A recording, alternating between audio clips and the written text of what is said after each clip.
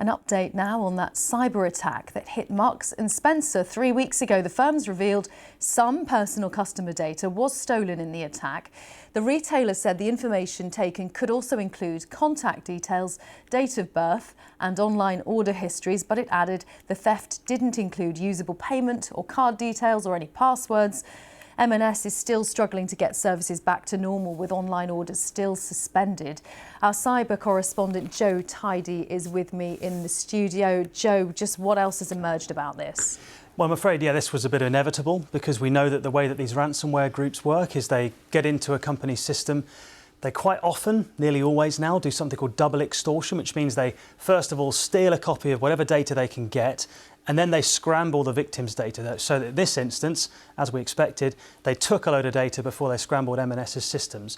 So what we've seen the last 3 weeks is the chaos of what happens when you scramble the data. M&S now, obviously, no online orders for a long time, empty shelves in some stores, that kind of thing. But behind the scenes, we can now obviously know, and we can reveal, because M&S have told us, that they have had this situation where the hackers have said, we've got X amount of data from customers. So they've now got two bargaining chips. They say, give us the ransom that we want, often in Bitcoin. So they'll say, I don't know, a few million, for example, for something as big as M&S. And we'll give you the key to unload the data to get your systems back and up and running. And we won't sell it on, all the data that we've stolen, to other criminals. So now we know that there is this massive bargaining chip that the hackers are hanging over M&S. As you say, names of customers, date of birth, telephone number, home address, household information. I don't know what that means, household information. What else could there be apart from home address? Email address and order history. And it's that last one, the order history, that would worry me the most as an M&S customer, because all the other information, yes, you don't want that in the hands of cyber criminals. They can use that to build a profile on you, to identity theft, but it's the order history. So now they've got a really good potential secondary attack where they can go to customers, possibly at scale, and say, we know your order history, we are M&S, please give us some more details. They can carry out more attacks using impersonation in order to gain more details.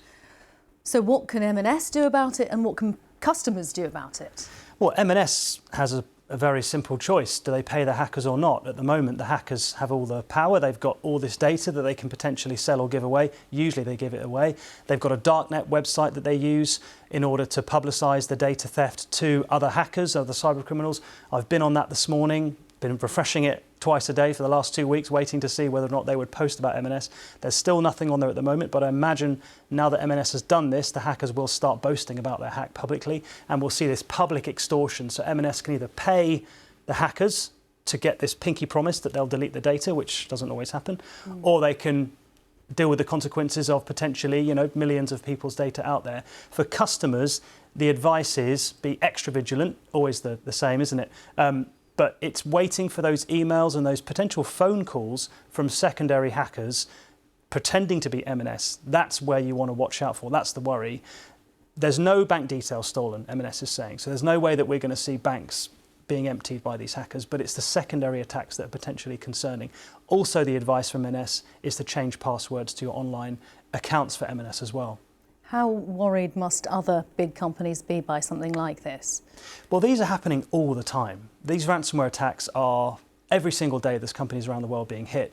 But what's unique about this situation is you've got a high street brand been hit in such a way that we are seeing the ramifications in front of us. I spent a long day reporting last week and getting the train home, and there was nothing on the shelves for a snack for me late night at M&S. So sort of like you're seeing the consequences of these hacks, which often you don't see. But the other thing, of course, is that these hackers are going for other retailers at the same time. So we know that they have attacked Co-op. I spoke to the hackers who've said they've done Co-op, Harrods and M&S. And they're boasting about putting UK retail on a hit list, as they're calling it. I don't think we're there. I think they're boasting about how powerful they can be. I think they perhaps got lucky and got M&S and Co-op, and we don't even know what happened at Harrods. It might have been a false alarm there. But certainly it is a very concerning time, not just for UK retailers, but for all organisations, because, as I say, these hacks are happening all the time. I went on the Dragon Force website this morning, and it's like a graveyard. There are dozens and dozens of other organisations in exactly the same position that haven't paid the ransom, and now the data's up there for anyone to download.